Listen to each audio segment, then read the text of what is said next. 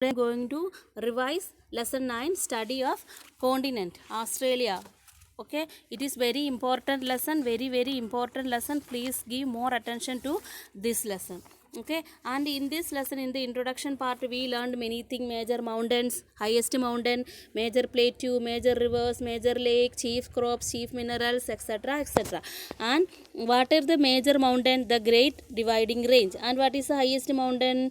And what is a major lake? All the students, please be thorough with these important points: important mountain, major plateaus, major rivers, etc., etc. And here first we will discuss about Australia's land. Australia is the Australia is the least mountainous continent, and most of the land in Australia has an average height of about 300 meters above sea level. Okay, and here in the picture, here one picture is here. All of you please go through with this map, and here you can see states and territories and their capital. And first here we can see that Western Australia, Northern Territory, Queensland, South Australia, New South Wales, etc., etc. These are the states, territories, and their capitals. All of you please go through with this map. Okay, and first we will discuss about the lands. Australia is the least mountainous continent, and most of the Australia has an average height of about 300 meters above sea level. Three distinct landforms can be identified in order from west to east: the Western Plateau, the Central Lowland, and the Eastern Highlands, or the Great Dividing Range. First we will discuss about the plateau. The plateau, it is spread over the entire western part of Australia.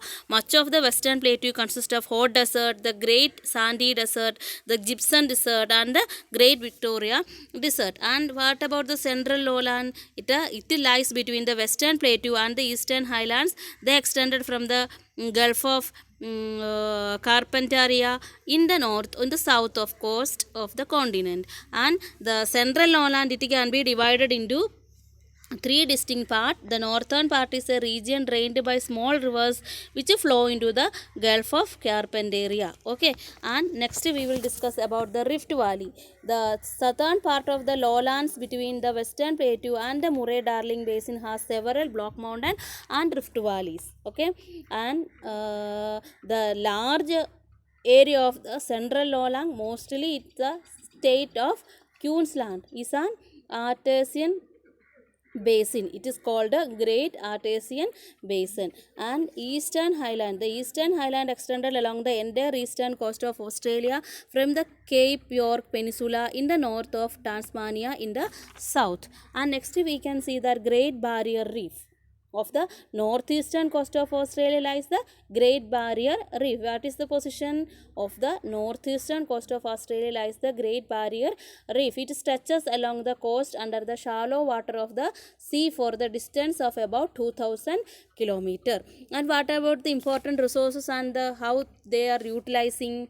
The continent down under us, Australia, is often referred to, was little known to outside until the late 18th century, but today Australia is a wealthy industrialized nation with a small population. And what about the plants? Australia has a remarkable variety of plants and animals. Most of common trees of Australia is the eucalyptus. Most of common trees of Australia is the eucalyptus. This is an evergreen tree. Eucalyptus is an evergreen tree, and Australia's rich wildlife includes several kinds of marsupials, and it usually have pouches on their bodies to carry their young ones.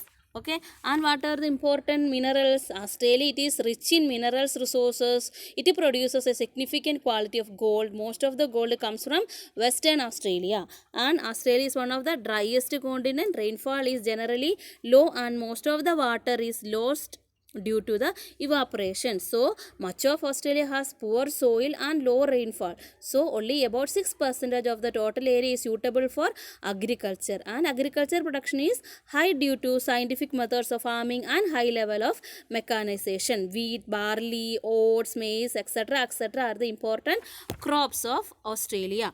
And Australia is an industrial country. Australia is an industrialist country. The need to process its agricultural products and the rich resource of iron and coal are the major factors responsible for its industrial progress. And what about the transport and cities? The cities and towns are connected by various means of transport. The density of roads and railway is greater in the coastal region where most people live. And Canberra is the capital of Australia. Sydney, the capital of New South Wales, is the largest city and the most important port. Okay, and here we can see that the sheep farming in Australia, many processes are there. Sheep breeds, sheep farming area, sheep stations are there, sheep sharing, etc., etc., are there. And all of you please read, go through this lesson and be thorough with the lesson. And here I am going to include the map also. All of you please see the map, and here you can see Australia states, territories and their capital. Western Australia, Northern Territory, Queensland, South Australia, New South Wales, etc., etc., are there. And capitals also, all of you please be thorough with the capitals also. Perth, Great Sydney, Canberra, Melbourne, these are the important capitals. So all of you please be thorough with these capitals. Okay, thank you.